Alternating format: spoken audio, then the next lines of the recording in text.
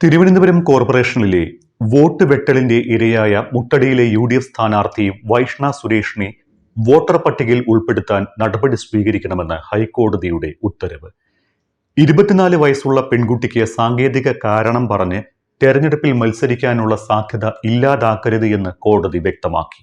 Vote വെട്ടലിനെ ചോദ്യം ചെയ്ത് സമർപ്പിച്ച ഹർജിയിൽ ഇടപെട്ടുകൊണ്ടുള്ള ഹൈക്കോടതിയുടെ കർശന നിർദ്ദേശം CPM-ന് കനത്ത തിരിച്ചടിയായി.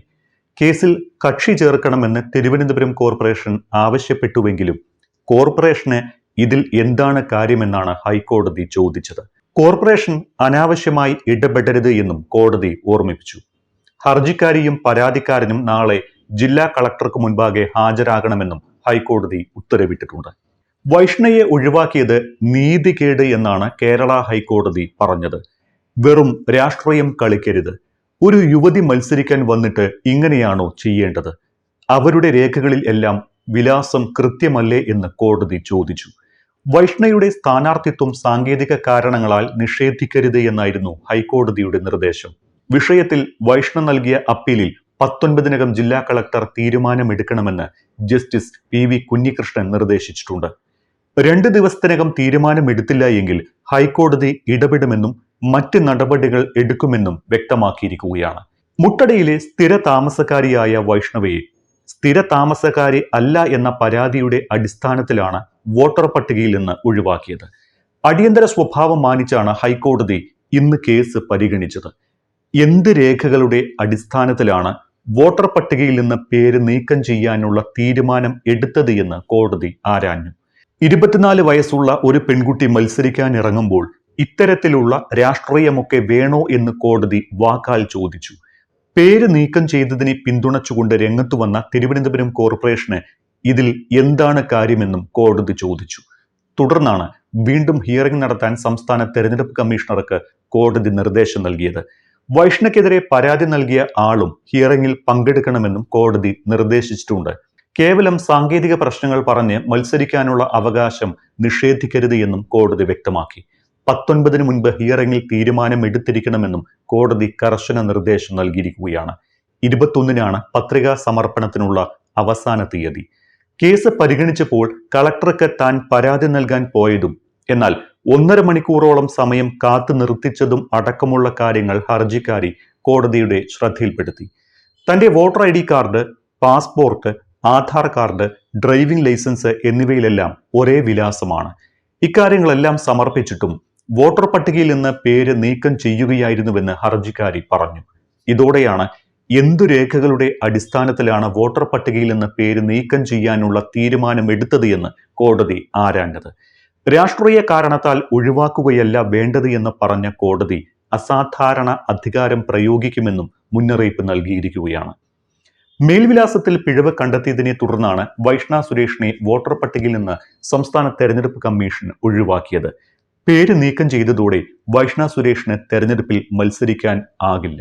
കോർപ്പറേഷൻ പരിധിയിൽ എവിടെയെങ്കിലും വോട്ടുണ്ടെങ്കിലേ തെരഞ്ഞെടുപ്പിൽ മത്സരിക്കാൻ സാധിക്കുകയുള്ളൂ എന്നതാണ് ചട്ടം. വോട്ടർ പട്ടികയിൽ പേര് ചേർക്കുന്നതിനായി വൈഷ്ണ സുരേഷ് നൽകിയിരിക്കുന്ന മേൽവിലാസം മറ്റൊരു വ്യക്തിയുടെ ഉടമസ്ഥതയിലാണ് എന്ന് നഗരസഭാ രേഖകൾ വ്യക്തമാക്കുന്നു. വൈഷ്ണയെ അറിയില്ല എന്നും വീട് വാടകയ്ക്ക് കൊടുത്തിട്ടില്ല എന്നും ഉടമ നഗരസഭാ അധികൃതർക്ക് കത്ത് നൽകി. ഹൈക്കോടതി ഇടപെട്ടതോടെ ഇനി വൈഷ്ണയ്ക്ക് മത്സരിക്കാനാകുമെന്ന വിശ്വാസത്തിലാണ് കോൺഗ്രസ്. എന്തായാലും CPM-നെ അടിക്കാനുള്ള വടി അവർ തന്നെ വെട്ടി കോൺഗ്രസിന്റെ കയ്യിൽ കൊണ്ട് കൊടുത്തതുപോലെയാണ് ഇപ്പോൾ കാര്യങ്ങൾ. വൈഷ്ണയ്ക്കെതിരെ പരാതി കൊടുത്ത ആൾ തന്നെ കള്ളവോട്ട് ചേർത്തുവെന്ന ആരോപണം കോൺഗ്രസ് ഉന്നയിക്കുന്നു. ഒപ്പം കേരളത്തിൽ ഉടനീളം വൈഷ്ണ വിഷയം CPM-നും LDF-നും എതിരായ പ്രചാരണ ആയുധമാക്കാനും കോൺഗ്രസ് തീരുമാനിച്ചിട്ടുണ്ട്.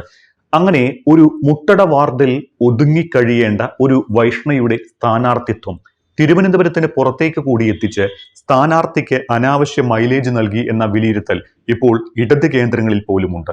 വൈഷ്ണയുടെ പേര് വോട്ടർ പട്ടികയിൽ നിന്ന് നീക്കം ചെയ്യിച്ച സംഭവം സംസ്ഥാന തലത്തിൽ തന്നെ ചർച്ചയാക്കാനാണ് കോൺഗ്രസിന്റെ തീരുമാനം.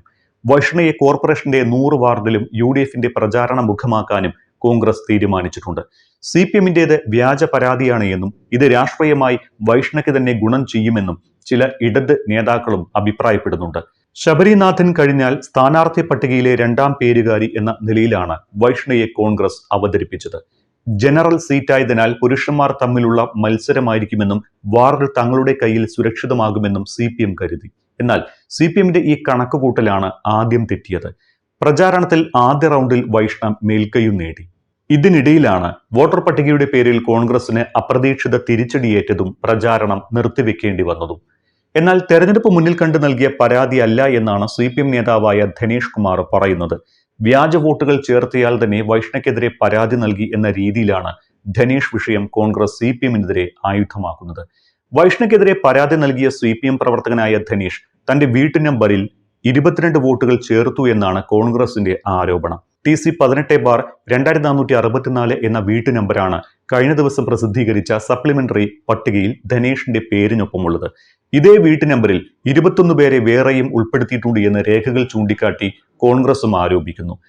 അനുപമ മാറക്കൽ തോപ്പ്, ശേഖരമംഗലം, RC നിവാസ്, അക്ഷയ, ഭാർഗവ പ്രസാദം, തോപ്പിൽ വീട്, മാറക്കൽ തോപ്പിൽ വീട്, ശക്തി ഭവൻ എന്നിങ്ങനെ 22 പേരുള്ള വീടുകൾ TC18/2464 എന്ന വീട്ടു നമ്പറിനൊപ്പം ചേർത്തിട്ടുണ്ട്.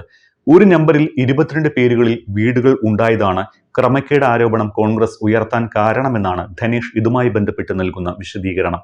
സാങ്കേതിക തകരാർ മാത്രമാണ് എന്നും ധനേഷ് കുമാർ പറയുന്നുണ്ട്. മുട്ടട വാർഡ് രൂപീകരിച്ച സമയത്താണ് 18/2464 എന്ന TC നമ്പർ ലഭിച്ചത് എന്നും അതിനു മുൻപ് വരെ 3/2464 എന്ന TC നമ്പറിലാണ് നികുതി അടച്ചു വരുന്നത് എന്നും ധനേഷ് പറയുന്നുണ്ട്. തനിക്കും ഭാര്യയ്ക്ക് മാത്രമാണ് തന്റെ വീട്ടിൽ വോട്ടുള്ളൂ എന്ന് പറയുന്ന ധനേഷ് കുമാർ പരാതി കൊടുക്കാൻ കോൺഗ്രസിനെ വെല്ലുവിളിച്ചിട്ടുമുണ്ട്. അതേസമയം ധനേഷ് കുമാറിന്റെ മേൽവിലാസത്തിലും ക്രമക്കേടുണ്ട് എന്ന പരാതിയുമായി കോൺഗ്രസ് രംഗത്ത് വന്നിട്ടുണ്ട്.